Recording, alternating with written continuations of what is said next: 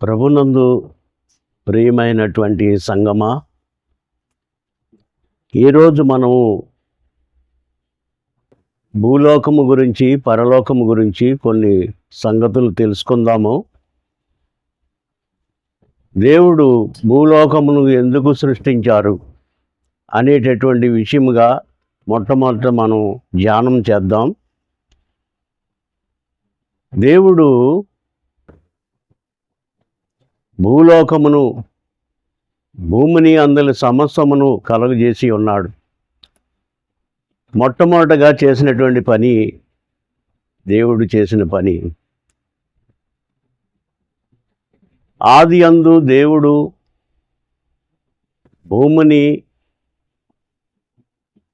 ఆకాశములను సృష్టించినట్లుగా మనం చూస్తున్నాం. భూమి ఆకాశములను సృష్టించిన దేవుడు భూమి మీద సమస్తమును కలుగజేశాడు. సమస్తమును కలుగజేసినటువంటి దేవుడు భూమి మీద చివరిగా తన పోలిక చొప్పున తన స్వరూపమందు మానవుణ్ణి చేయడానికి ఆయన ఇష్టపడ్డాడు. మానవుని చేసి ఉన్నాడు. ఆయనకి సాటి అయినటువంటి సహాయముగా ఆయన ప్రకటెముకలో నుండి ఒక ఎముకను తీసి స్త్రీనిగా నిర్మించి ఆదాము దగ్గరకు తీసుకొని వచ్చినప్పుడు ఆదాము ఎంతో సంతోషించాడు. నా ఎముకలో నా ఎముక, మాంసములో మాంసం అని చెప్పి ఎంతో ఆనందంతో ఆయన చక్కని గీతాన్ని పాడినట్లుగా మనం చూస్తున్నాం. అలాగా వారిద్దరు కూడా ఏదైనా తోటలో, దేవుడు నిర్మించినటువంటి తోటలో, ఈ తోటలో మీరు నిరభ్యంతరంగా జీవించవచ్చు. మీరు మీ ఆహారం కొరకే ఈ తోట చెట్లలో ఉన్నటువంటి ప్రతి ఫలమును మీరు తినవచ్చు. కానీ తోట మధ్యలో ఉన్నటువంటి చెట్టు ఫలమును మాత్రం మీరు తినకూడదని ఆయన ఆజ్ఞ ఇచ్చారు. ఎందుకు దేవుడు ఈ ఆజ్ఞ ఇచ్చారంటే, దేవుని యొక్క మాటను గౌరవించాలి, దేవుని మాటకు లోబడి ఉండాలి అనేటటువంటి ఒక సత్యం ఇక్కడ కనపడుతుంది. ఎందుకంటే ఆజ్ఞాతిక్రమమే పాపము, పాపము వలన వచ్చు జీతము మరణమని వాక్యము తేటగా తెలియజేస్తుంది. ఆజ్ఞాతిక్రమమే పాపం అంటే దేవుని మాట వినకపోవడమే పాపం. ఈ పాపము వలన వచ్చే జీతము మరణం. కాబట్టి ఇటువంటి ఆజ్ఞ ఇచ్చి వారిని ఏదైనా తోటలో ఉంచడానికి దేవుడు ఇష్టపడ్డాడు. ఏదైనా తోటలో వారు ఉన్నప్పుడు, కొంతకాలం వారి జీవనం సాగించినప్పుడు, ఒకానొక సమయంలో అవ్వమ్మ గారు, అనగా ఆదాముకి సాటి అయిన సహాయంగా ఇచ్చినటువంటి స్త్రీ ఈ తోటలో ఒంటరిగా తిరుగుతూ ఉన్నారు, ప్రయాణం చేస్తూ ఉన్నారు. ఒంటరిగా ఉన్నప్పుడు సర్ప రూపంలో ఉన్నటువంటి సాతాను వచ్చి ఈ అవ్వమ్మని లోపరుచుకున్నట్లుగా మనం చూస్తున్నాం. తినకూడదు అని దేవుడు చెప్పినటువంటి ఫలమును ఈ అవ్వమ్మ చేత తినిపించడానికి అబద్ధమాడాడు. మీరు చావనే చావరు, మీరు దేవతల్లాగా ఉంటారు, ఆ పండు రుచికరమైనటువంటి పండు, మీరు తినండి, ఏం పర్వాలేదని చెప్పి దేవుడు చెప్పిన మాట అబద్ధం, నేను చెప్పిన మాట నిజమన్నట్టుగా అవ్వమ్మని నమ్మించాడు అపవాది. అవ్వమ్మ యొక్క సర్పరూపంలో ఉన్నటువంటి సాతాను మాట వినేసి కొన్ని పళ్ళు తీసుకొని తిని, మరికొన్ని పళ్ళు తన భర్త అయినటువంటి ఆదాముకు తీసుకొని వెళ్ళి ఇచ్చింది. ఆయన కూడా తిన్నాడు. ఇద్దరు కూడా దేవుని ఆజ్ఞను అతిక్రమించారు. దేవుని ఆజ్ఞను అతిక్రమించడం వల్ల వాళ్ళ పాపం చేశారు. పాపం చేయు ప్రతివాడు కూడా పాపానికి దాసుడు. ఈ పాపమే మానవుని నాశనానికి నడిపిస్తుంది. ఈ పాపమే దేవుని యొక్క ఉగ్రతకు గురి చేస్తుంది అనేటటువంటి విషయాన్ని గమనించకుండా వాళ్ళ పళ్ళు తిని దేవునికి దూరం అయిపోయారు. ఆదాము చల్లపోటును వచ్చి దేవుడు చల్లపోటున వచ్చి ఆదామును పలకరించినప్పుడు ఆదాము అని పలకరిస్తే ఆయన చెట్ల చాటును దాక్కున్నారు ఇద్దరు కూడా. ఎందుకు దాక్కుంటున్నారు మీరు? నేను చెయ్యవద్దన్న పని మీరు చేశారా? మీరు తినకూడదని మీతో చెప్పినటువంటి ఫలమును మీరు తిన్నారా అని చెప్పి దేవుడు వారితో మాట్లాడాడు. అవును నాయనా, మీరు నాకు ఇచ్చినటువంటి ఈ స్త్రీ ఆ ఫలము నా చేత తినిపించింది కనుకనే మేము మీకు భయపడి చెట్ల చాటును దాక్కుంటున్నామని చెప్పారు. కాబట్టి దేవుడు ఆ విధంగా వారిని ప్రశ్నించినప్పుడు, అయ్యో మీరు సృష్టి యావత్తును కూడా పాడు చేశారు, మీరు తినొద్దన్నటువంటి పండును మీరు తిన్నారు కనుక ఏదైనా తోటలో మీరు ఉండడానికి వీల్లేదని చెప్పి వారిని దేవుడు బయటికి పంపించారు.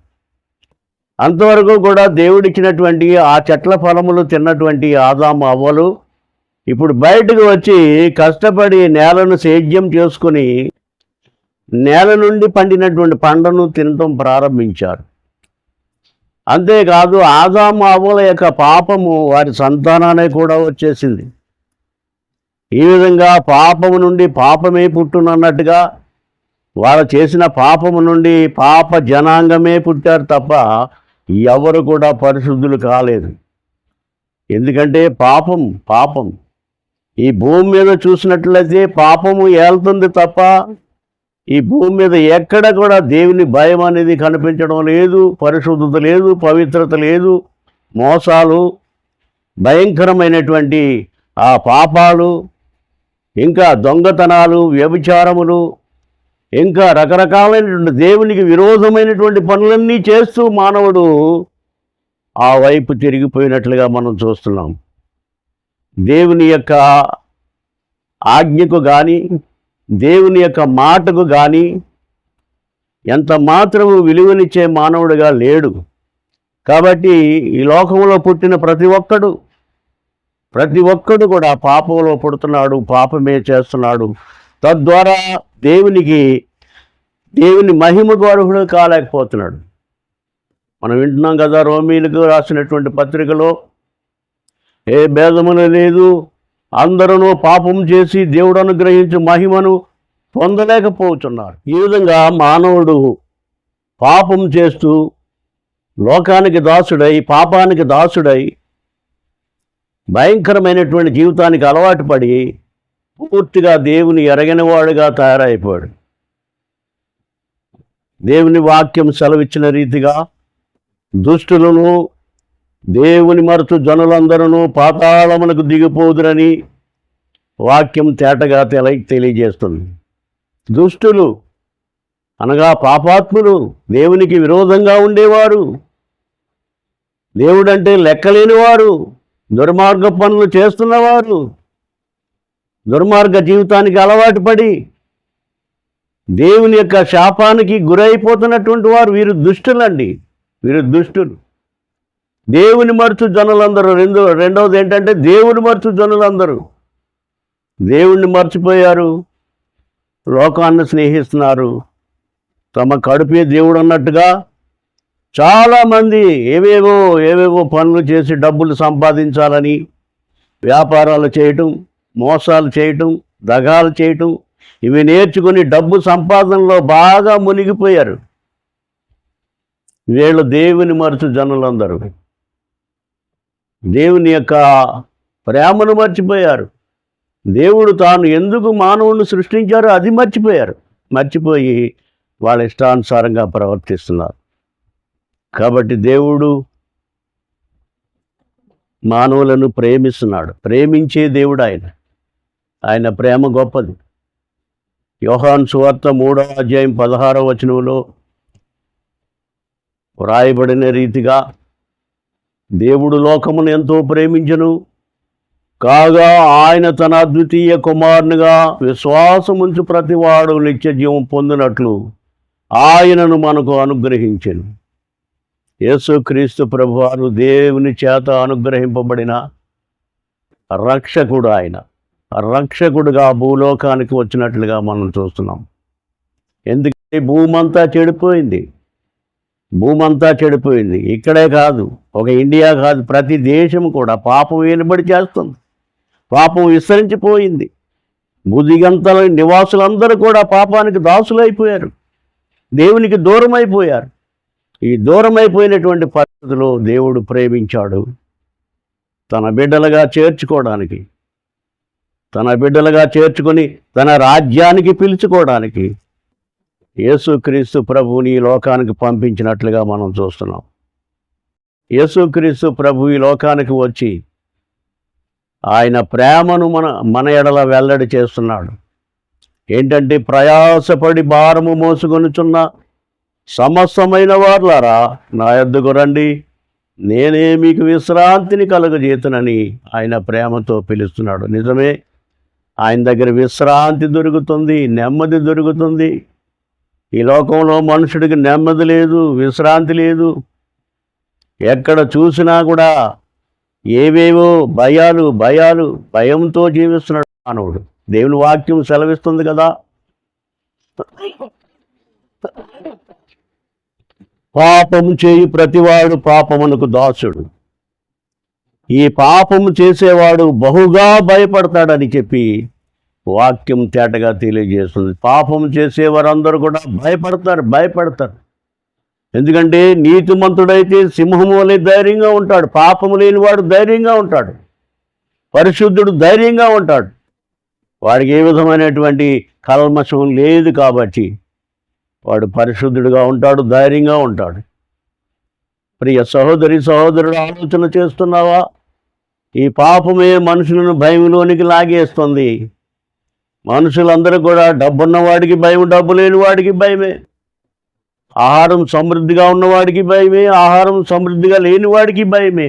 ఈ లోకంలో అంతా భయం అనేది బాగా చోటు చేసుకుంది దేవునికి దూరం అవడం వల్ల. కాబట్టి ఈ భయాన్ని తీసివేసి నెమ్మదినివ్వడానికి యేసయ్య పిలుస్తున్నాడు. మత్తయి సువార్త 11వ అధ్యాయం 28వ వచనంలో, ప్రయాసపడి భారము మోసుకొనుచున్న సమస్తమైన వార్లారా. ఎంతమందిని పిలుస్తున్నాడండి? కొందరిని పిలవట్లేదు, అందరినీ పిలుస్తున్నాడు. సమస్తమైన వార్లారా నా యొద్దకు రండి, నేనే మీకు విశ్రాంతిని కలగజేతునని. ఆయన విశ్రాంతిని ఇచ్చే దేవుడు అండి, నెమ్మదినిచ్చే దేవుడు, పాపక్షమాపణ ఇచ్చే దేవుడు. కనుకనే వాక్యములో తేటగా ఆయన మనతో మాట్లాడుతున్నాడు. భూదిగంత నివాసులారా నా వైపు చూచి రక్షణ పొందండి, నేనే దేవుడను, నేను తప్ప వేరొక దేవుడు లేడని ఆయన స్పష్టంగా మనతో మాట్లాడుతున్నాడు. నిజమే, ప్రభునందు ప్రియమైన వార్లారా, నిజమైన దేవుడు, నిజమైన రక్షకుడు, పాపక్షమాపణకర్త ఆయన తండ్రి అయినటువంటి దేవుని చేత ఇహలోకమునకు కుమారుడుగా వచ్చి ఆయన చేసినటువంటి పని ఏంటంటే, మనందరి పాప క్షమాపణ కొరకై కల్వరి సిలువలో యజ్ఞమయ్యాడు. కల్వరి సిలువలో ఆయన రక్తం చిందించాడు. ఎందుకంటే రక్తము చిందింపకుండా పాపం పరిహారం కానేరదని వాక్యము తేటగా తెలియజేస్తుంది. ఏ రక్తం అది? మనుషులందరూ పాపం చేసి అందరూ కూడా అపవిత్రులైతే, అందరూ కూడా పాపానికి దాసులైతే మరి ఎవరి రక్తం చిందించాలి? మరి ఎవరు పరిశుద్ధులుగా ఉన్నారు? ఎవరు పరిశుద్ధులుగా లేరు. యేసు ఒక్కడే పరిశుద్ధుడు. ఆయన జన్మ కర్మ పాపములు లేనివాడు, పరిశుద్ధాత్మ ద్వారా పుట్టినవాడు. అందరూ కూడా పాపం చేసిన వారే. కాబట్టి ఆయన రక్తము సరిపోయిన రక్తమని దేవుని వాక్యం తేటగా తెలియజేస్తుంది. యేసు పవిత్రుడును, పరిశుద్ధుడును, నిష్కల్మషుడును, పాపులలో చేరక ప్రత్యేకంగా ఉన్నవాడును, ఆకాశ మండలం కంటే మిక్కిలి హెచ్చైన వాడునైనా ఇటు ప్రధాన యాజకుడు మనకు సరిపోయిన వాడని దేవుని వాక్యము తేటగా మనతో మాట్లాడుతుంది. ప్రభునందు ప్రియమైన వార్లరా, ఆదాము మంటి నుండి పుట్టినవాడు కనుక ఆ మంటి శరీరము ఈ మన్నుకి చేర్చబడింది. యేసుక్రీస్తు ప్రభువారు మంటి నుండి పుట్టినవాడు కాదు, ఆత్మ ద్వారా పుట్టినవాడు, పరిశుద్ధాత్మ ద్వారా పుట్టినవాడు. కనుకనే ఆయన జన్మ పాపం లేనివాడు, ఆయన నోటి మాట ద్వారా పాపం చేయనివాడు.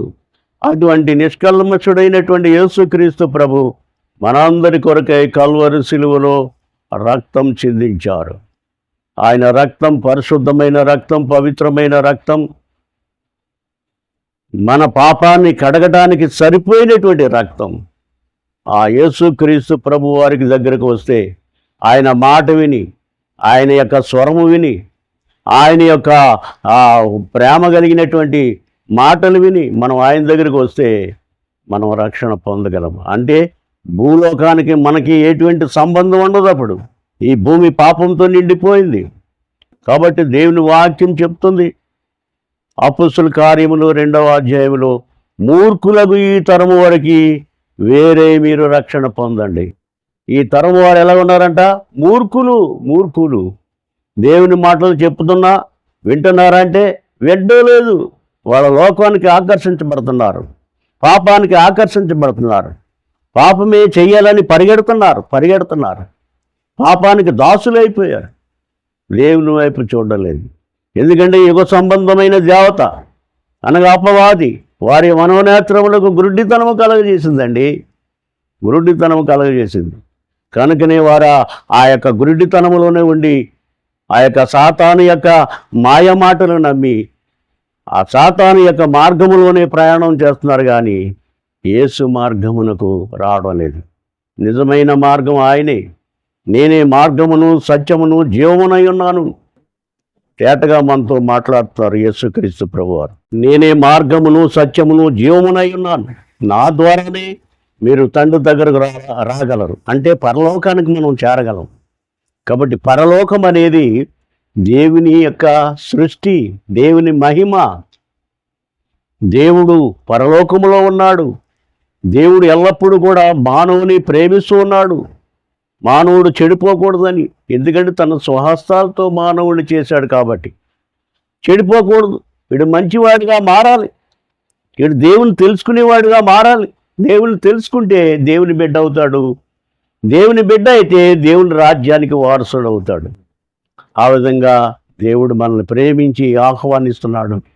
ఈ ఆహ్వానాన్ని మన్నించి ప్రభు అయినటువంటి యేసుక్రీస్తు వారిని నీ సొంత రక్షకునిగా అంగీకరించి, యేసుక్రీస్తు నందుంటే నీకు ఏ శిక్ష విధి లేదని నమ్మి విశ్వాసముంచి రక్షణ పొందితే నీవు రక్షించబడగలవు, దేవుని బిడ్డగా చేర్చబడగలవు. కాబట్టి ఈ సత్యాన్ని మీకు తెలియజేస్తూ ఈ వాక్యమును మీకు అందిస్తున్నాము. దేవుడు మిమ్మల్ని దీవించునుగాక. ఆమేన్. పరిశుద్ధుడా, మహోన్నతుడా, వందనాలు. మా రక్షణకర్త అయిన యేసయ్యా మీకు వందనాలు. మీ వాక్యము నా ప్రభువా మీ బిడ్డలతో మాట్లాడడానికి అల్పుడను అయోగ్యుడను నన్ను నిలవబెట్టిన దాన్ని బట్టి వందనాలు. మీ వాక్యం ద్వారా అనేక మంది పట్టబడి మిమ్మల్ని నమ్ముకొని మీ రాజ్య వారసులుగా సిద్ధపడినట్లు గొప్ప కార్యము చేయగలరని ప్రార్థన చేస్తూ మీ కృపాహస్తములకు ఈ పరిచర్యను అప్పగిస్తూ మా ప్రభువును ప్రాణప్రియుడైన యేసుక్రీస్తు వారి పరిశుద్ధమైన నామమున ప్రార్థించి వేడుకొనుచున్నాం తండ్రి. ఆమేన్.